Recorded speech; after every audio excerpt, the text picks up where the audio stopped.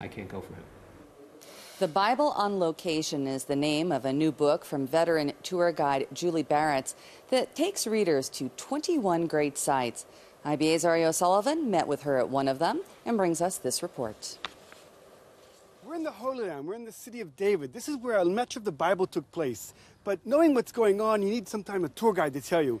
Julie Baretz is a tour guide, a veteran tour guide, and she's just written a book about this area. Tell us about it. The name of the book is The Bible on Location, Off the Beaten Track in Ancient and Modern Israel. And in the conventional sense, it's a travel guide. It takes you to 20 biblical sites all over Israel. But what's special about this book is that it tells you the Bible stories and it discusses them with you as well.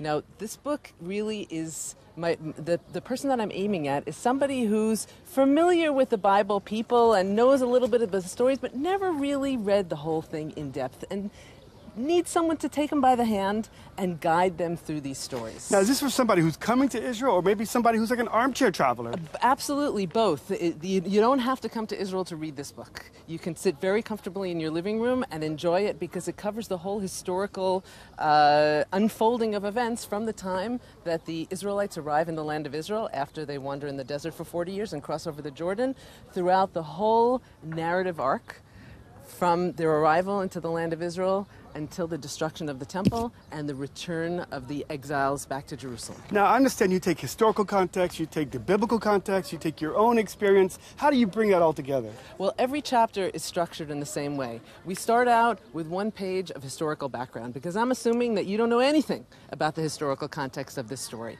And when you understand what's going around in the background, it gives many other layers of meaning to the story. So first you get the historical background, then you get the actual text of the Bible story, and then it's followed by my commentary, where I basically bring up all kinds of interesting questions that the story raises, particularly related to issues that concern us in our life today in the 21st century.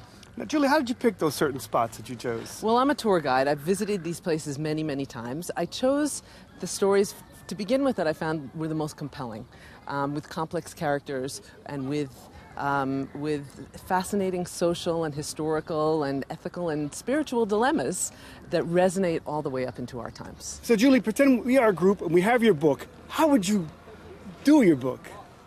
Okay, so this is a classic place to give an introduction to the city of David, because while the archaeological site is right below us, if you look across the way on the other side of the Kidron Valley, you can see the Arab village of Silwan.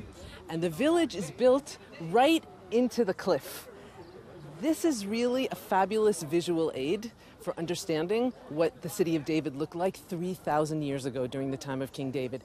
So when we get to 2 Samuel chapter 11, we read that at the time when kings go out to war, David is here in Jerusalem in the palace, strategizing for his troops that are out in the fields. And he goes out onto the balcony of his palace to think a little bit. And if we look at that building, we can understand how, when David went out to the balcony from a similar building, he could see the rooftops of all the buildings, all the homes of his subjects in the ancient city of Jerusalem. And on that fateful night, when he goes out to strategize, on one of those rooftops, he sees a beautiful woman taking a bath. So David summons her to the palace. How can you say no? If the king calls you, what can you do? She goes. She spends the whole night there. And in the morning, quietly, she slips out the back door, and hopefully no one is the wiser, right? The problem arises a few weeks later when Bathsheba sends a message to King David at the palace with 3 simple words. The message says, "I am pregnant." And that's when David's troubles really begin. Now, the book, The Bible on Location, how does one get it? Well, you can get it from the publisher, the Jewish Publication Society of America and University of Nebraska Press, or you can order it on Amazon. Turning now to sports, and the International